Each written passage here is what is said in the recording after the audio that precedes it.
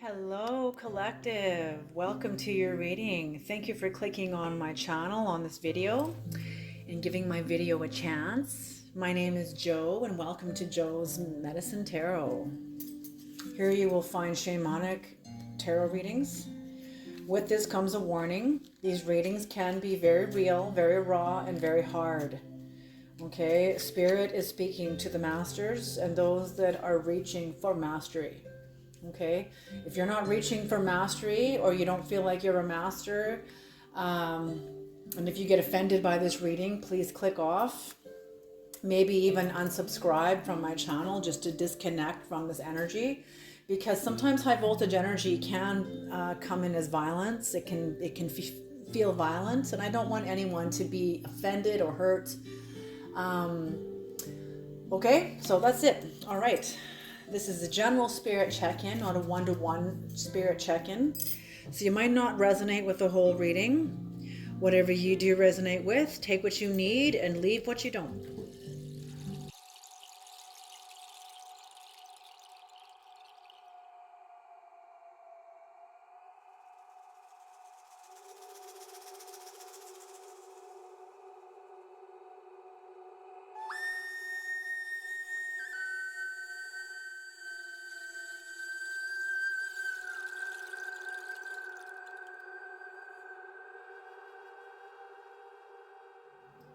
All right, let us begin.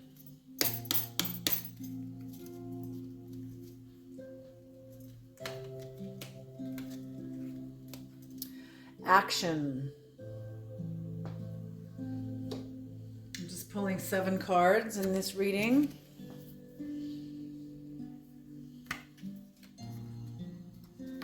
Long suffering. Ooh. Bind. Ooh, that beautiful card following. Self-knowledge.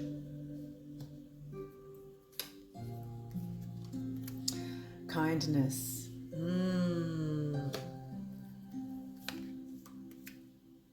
Growth.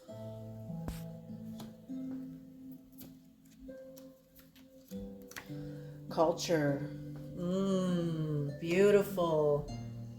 So I see somebody here that is doing a lot of work on themselves, taking a lot of action. Somebody who's been through a lot of long suffering, who's been through a long season, a very hard, difficult season, very challenged. Maybe this could have even been, this long suffering could have even been like a transit in your birth chart. You know, I went through a 5-year transit with Chiron in my birth chart, and it was fucking brutal. Talk about long suffering. Yeah, building perseverance, patience, endurance, you know, all of it. So maybe that's what this is connected to. But whatever's happened with an action you're taking, you're coming out of long suffering, or you're very aware of your long suffering. Oh, just a minute here. I made a coffee and I just want to go and grab it. Whatever's happening here, it's bringing you toward binding something that no longer serves you. Let's put this here, right here on the top of the reading.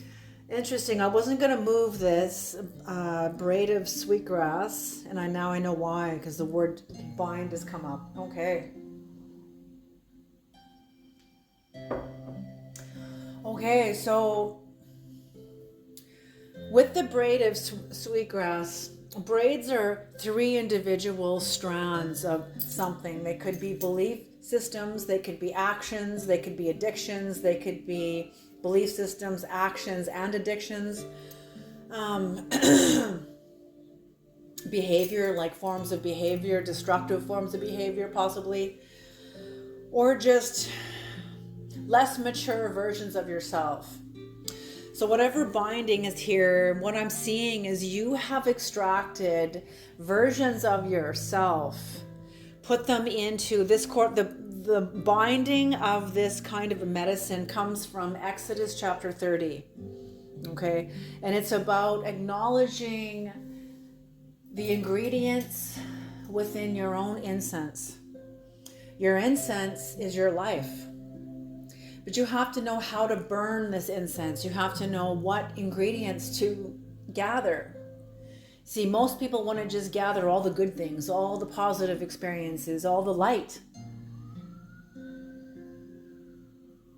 They don't know how to gather the darkness. And whatever's happened here, I'm feeling like you're in a place where you're taking action, gathering up the long-suffering areas, the dynamics, the relationships, the people, places, and things that correspond to long suffering, and like weaving them into some sort of an incense to be burned, because you're entering into a much deeper relationship with yourself. Exodus 30 speaks of when the high priest would come near the Holy of Holies. You can't enter into the Holy of Holies. What is the,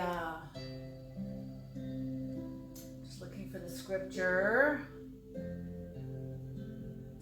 Uh-oh.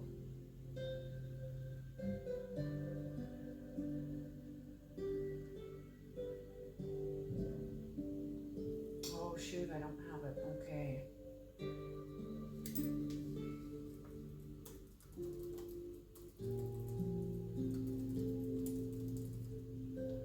Okay. What this refers to also, I will not share my glory with another. So what that means, when you walk into the Holy of Holies where the Ark of the Covenant is, this is all symbolic, okay? When you walk into the Holy of Holies, it is you're walking into the glory of God. And what God states in Isaiah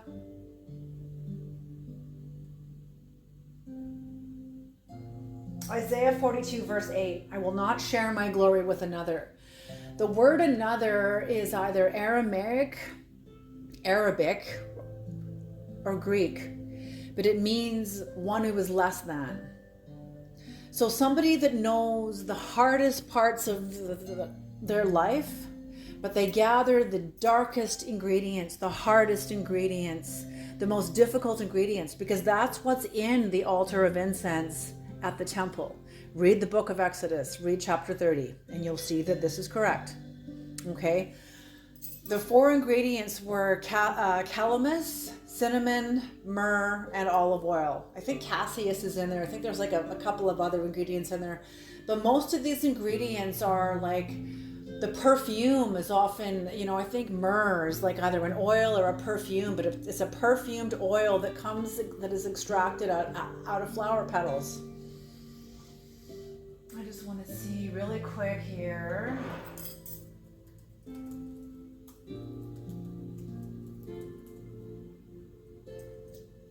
Yes, it's a fragrant resin used as an anointing oil, embalming, as an ingredient in sacred incense, often symbolizing death and Jesus Christ's sacrifice. So this is not religious, okay? Take the religious eyeglasses off, because you are the Christ, and what was your sacrifice? Okay, this was your sacrifice. The sacrifice of your life, the ingredients of your life of long suffering. So the myrrh is some sort of an oil that is extracted.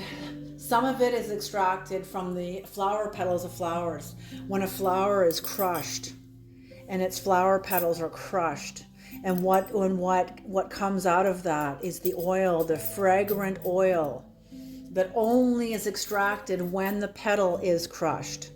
Okay? So when is, and the innocence, a flower petal is indicative of innocence.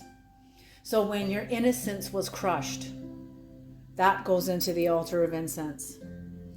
Calamus is a type of reed, a type of sweet cinnamon that is cut down. How many times have you ever been cut down? Had somebody lie and defame your name and lie about you and betray you and cut you down? Where now all of a sudden you've been lowered in the eyes of the people around you because of the few harsh words, of deceptive words of somebody else. Maybe they're not deceptive words. Maybe they were actual things that you have done that that the Creator was teaching you of how your actions will affect your relationship with the community. Or maybe this is a lie. Who knows? Whatever it is, it's some sort of being cut down. Something was cut down A vision was cut down. Your self-esteem was cut down. Your self-determination was cut down. Your self-respect was cut down. Something was cut down. That's an ingredient that goes into the altar of incense. Another is just regular cinnamon that is peeled off the tree. It's a bark that's peeled off. Have you ever had belief systems that you thought were surely true, that would stand the test of time, and life painfully peeled these beliefs from you? Forms of magical thinking. And this was peeled off your life, peeled off your tree of life because it wasn't true. Okay, what about olive oil? How it's pressed in the press and squeezed and pressed until the oil is extracted. And the oil is indicative of the anointing that comes out of long suffering. Okay, so these are the ingredients, just like this blade of sweetgrass, this braid of sweetgrass. These are the same kind of ingredients. The 3 strands you're taking could be when your innocence was shattered, could be when somebody betrayed you, could be when somebody shattered your sense of self-esteem. Whatever these are, you're gathering these up of the long suffering and binding them together to burn them, bringing you further into self-knowledge. How did these things serve you? How did they serve you? You know, they taught you patience. They taught you what isn't true, what is an illusion, and what isn't an illusion, but what is an illusion for sure. They taught you long suffering, which teaches you not mentally but experientially teaches you endurance. Experientially teaches you perseverance, patience. You know, when you ask for patience, you're often put in a situation of long suffering, even if that is reduced down to a traffic jam. You see what I'm saying? Where God gives us the opportunity to be patient, where we don't have a choice. You got to sit in traffic or ram your car through everybody and see where that gets you, you know? So that's it, okay? Which obviously you're not going to do. I'm just giving the extreme opposite for perspective. So absolutely. So this burning of your incense brings you into more self-knowledge about who you are, bringing you back to the beginning of your kindness, bringing you back to the tender. They're showing me the inside of a reed. When you cut through the hard exterior layer of a reed and you open the skin, you will see the soft green inner. And that's what they're seeing here, the soft green inner of your tree of life, of you.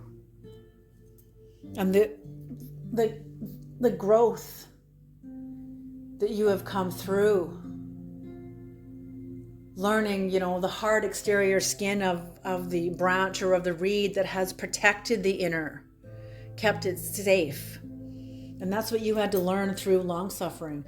But now you're in the process of binding these ingredients up, burning their incense so that it goes into a higher dimension, a higher, you're sanctifying these experiences. Your sanctification brings you further and more expansion into your growth, thereby healing your relationship to your culture. Maybe this is multiculturalism. Maybe you were exposed to some form of racism, some sort of superiority, some sort of, and I'm getting this is generational. This wasn't just you. This was your mother, your father, your grandmother, your grandfather, your great-grandmother, your great-grandfather, your great-great-grandmother. This goes back. This goes back and back and back and back. And I'm feeling whoever I'm speaking to is a cycle breaker. You knew this. You either had this spoken over you at a young age where you may not have any memory of this, or you had a dream of this, or this was something that you intuitively knew, that you would be standing up and rising up, going through the long suffering. Not only are you able to do this, but the culture around you is ready now to support your breaking of a generational cycle. So it's not only you that's healing, but it's also the culture around you that's healing. Oh, what a beautiful reading. What a beautiful reading. Okay, Creator, what is this timeline? Give us some cards. Give us some cards. Yes, yes. Okay.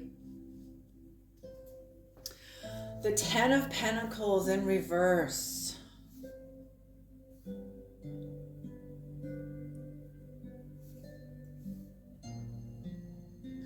Yes, okay. You were wanting, okay, so when you first began this work, you felt like you didn't have any resources. Like, look at everybody else and everything that they have, until you were shown your incredible resources of your suffering. But it required you to let go of an old perception of yourself, to come into it and look at your life with new eyes. You know, I feel like the way the culture used to be, you know, many cultures were light chasers. They only looked at the surface image of things. They judged the surface image of things, you know, whether it was what they judged was favorable or not favorable. But cultures were very blind. They were very stupid, very deaf, dumb, and blind. They couldn't hear, they couldn't see, even though they were faced with a lot of beauty within the people around them. They just couldn't see it as a whole. But whoever you are, you're coming into, I feel like you had to let the perception of the culture break off you, so you could see yourself with new eyes and see your long suffering, see the resources you truly have. At first, this was very disappointing to you. Like, it was like, what? I have to look at this? Or whoever, maybe this is someone else's energy, but whoever had to look at their long suffering to see where their resources truly were. Because that's what I mean. The culture wants, you know, if the culture is going to have a totem, it has to be the eagle or the wolf or the bear. It's got to be something grandiose. It can't be something like the spider or the louse. You see what I'm saying? Like, no, those are like less favorable things. Like, that's what I mean. The culture is deaf, dumb, and blind. The culture wants what looks to be Superman, Wonder Woman, and it's sensational, because the culture is ensnared by their five senses. Okay? Right now there is two versions of humanity, two versions of human beings walking on the planet. The first version is the original version, the five sensory Homo sapiens. Okay? Taste, touch, smell, sound. Taste, touch, smell, sound, and sight. Okay, the five senses. Then there is Homo noeticus. And this is the other species of humans, is Homo noeticus. Okay, and Homo noeticus is multisensory, multidimensional. Okay, so that's what I'm seeing here, is that in order for you to see this, to get through what you've gone through here and your disappointment about yourself, kind of facing into your own emotional immaturity, because your maturity was shaped by the culture. This is how you're supposed to feel. That is how you're supposed to feel. This way, that way, this way, that way. But nobody ever showed you what's besides these, what's on the outside of the boundaries of these things. Or, oh no, don't go there. Don't look at that. Just stay within the parameters and the mental parameters of the tribe. But you've had to go outside of the mental parameters of the tribe to see yourself clearly. To see yourself through the eyes of the tribe is to remain blind. As Carl Jung says, there is nothing lower than the group mind. Okay? Group minds are not, have not yet been awakened to their own individuality. This is why Aquarius and Leo are opposites on the astrological chart. Aquarius is the group mind, Leo is the sovereign one. Okay?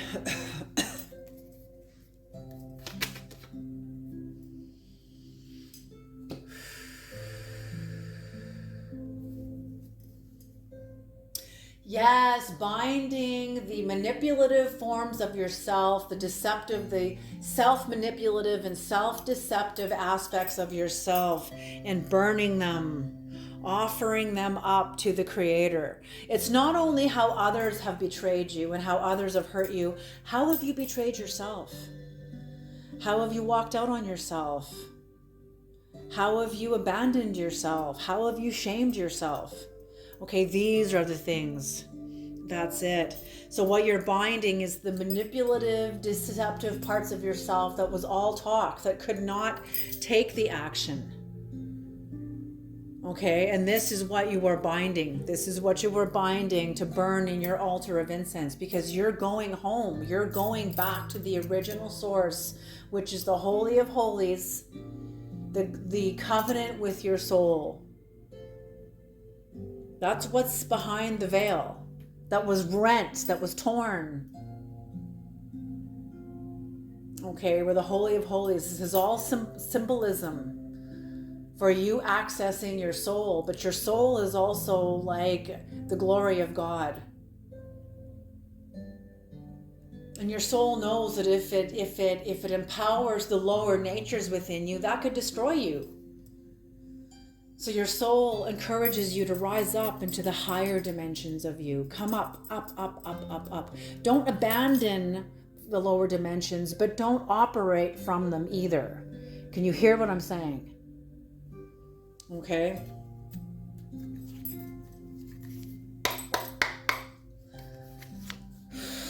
Three of Wands. You are one hell of a force to be reckoned with.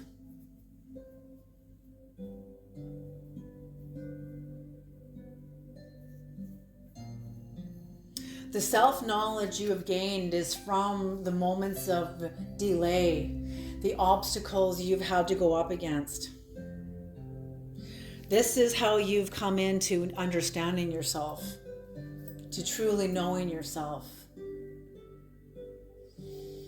You know, you're, like I said, you were one hell of an established force. You're very strong. You have incredible judgment and a source of power. You are connected to your power. You are connected to success and to nobility. You have some sort of a completion of wealth. Some sort of a wealth. Maybe it is extracting and understanding the lower natures of your life and how they truly serve you. They are not what the culture told you they are. Now you're looking at them and it's like you're unpacking treasure. The culture doesn't know how to do this. The culture will shame that treasure, ask you to abandon it, ask you to betray yourself by abandoning it.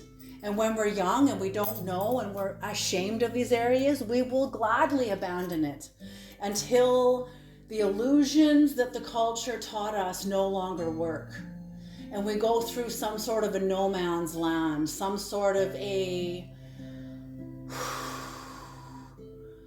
dark night of the soul when those illusions no longer work. It's like our understandings of God die because that God never existed. That God was created by the church, by your family, your parents, your teacher, your siblings, whoever. But it was never created by you, initiated into a personal relationship. And really, your God is the dimensions of your soul. God is the dimensions of your soul, made in the same image. Okay? So that's it. So very much powerful self-knowledge from what you're gaining from burning of the lower natures of your life, trusting your shadow, binding the areas of yourself, gathering them up like this bundle of sage. Even if you're not putting them into a braid, just bundling them up to be burned and offered up as sacred incense upward. Okay? With this work comes new strength in kindness. The strength to be kind, the strength to be patient, the strength to be compassionate. The Five of Wands, you know, the growth that you have and will achieve comes from the differences that you've had to work through between yourself and others in your life. There's more coming, more growth. There's always growth. There will always be challenges and conflicts and differences, competition, even rivalry, but they're designed for your growth. Like the chameleon, your ability to change colors, your ability to blend in, your ability to camouflage yourself in the midst and protect yourself in the midst of, and that's how you have grown. That's how you have grown, is knowing how to camouflage yourself. And really, when you're camouflaging yourself, you're not fighting back. You know what you're doing when you're not fighting back? You're covering the other person with grace. Because you are that. By you camouflaging yourself and avoiding conflict and protecting yourself from the conflict, you're also protecting the other person. Because you're not engaging in the bullshit. Can you hear what I'm saying? You know, you're protecting the other person from your engagement. If they want to burn their own candle at both ends in the conflict, that's up to them.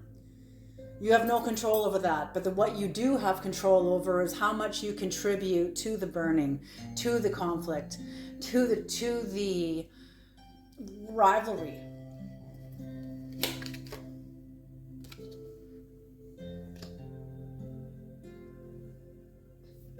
And I'm getting that for some of you, you're going to be entering back into the culture, like creating a relationship with the culture. But I'm feeling like for now, you're kind of playing it safe.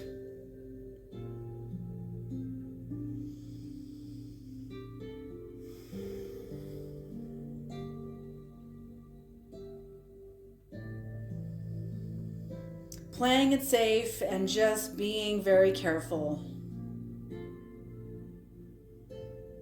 Yeah, just being very careful.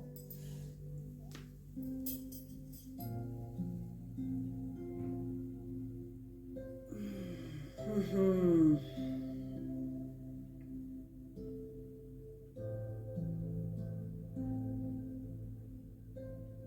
Okay, let's pull and just having like there's a sense of a fear of change here too, also like a fear of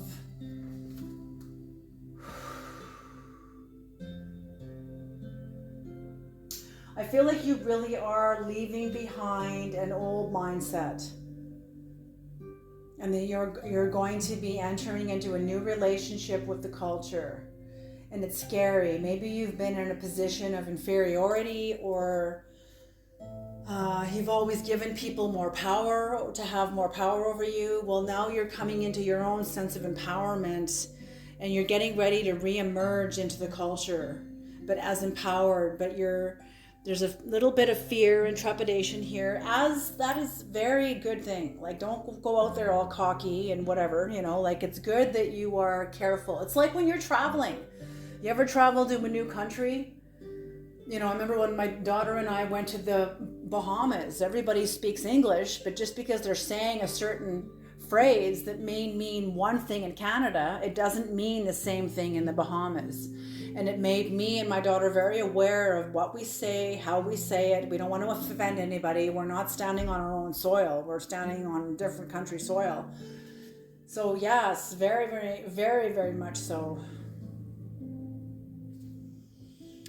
Okay, what is the demonic challenge of this spread, creator? What is the demonic challenge of this growth?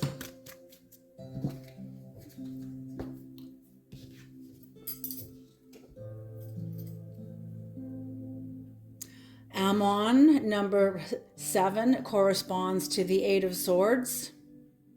This is marked by Jupiter, Taurus, and the 8 of Air. What is the angelic, creator? What is the angelic?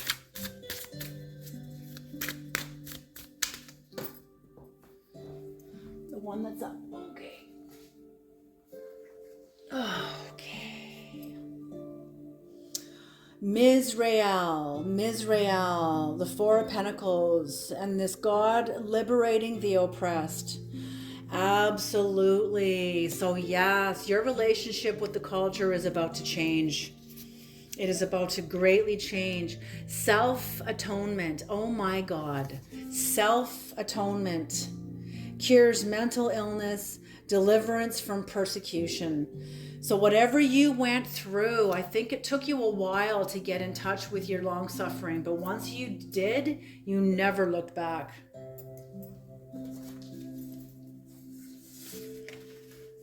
Okay, number 7. The Goetia. Ammon, 8 of Swords, impairment. Diplomatic endeavor.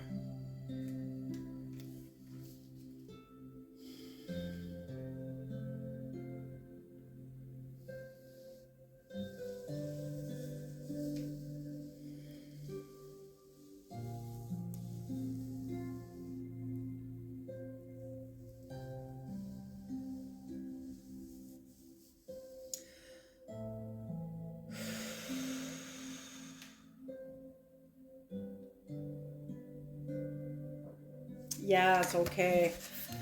This kept you from entering into your long suffering because you wanted to stay diplomatic. I feel like you were for a little while a light chaser trying to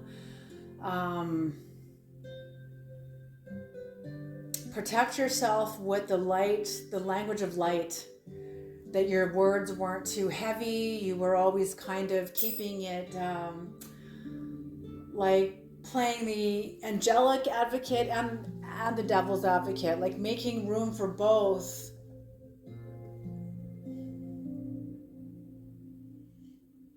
Well, actually, not even really playing the devil's advocate, more of the light advocate until you understood your own. Till you understood your own long suffering. Okay.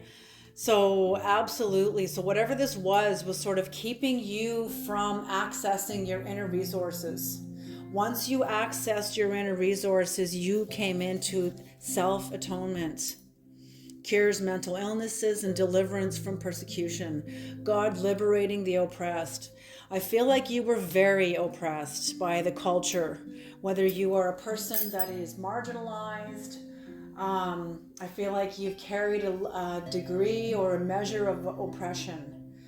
That you tapping into your own resources has released you from a great weight, a great dark cloud. Good for you. Good for you. That is incredible. Okay, you guys, I'm going to leave this reading here. Thank you so much for tuning into this reading. And you guys are beautiful, beautiful, powerful beings. Carry on. You're on the right path. Going inward, being true to yourself. Stay true to yourself. And you're beautiful. You were definitely right where you were meant to be. Alrighty, you guys, you take care, and I'll see you in the next reading.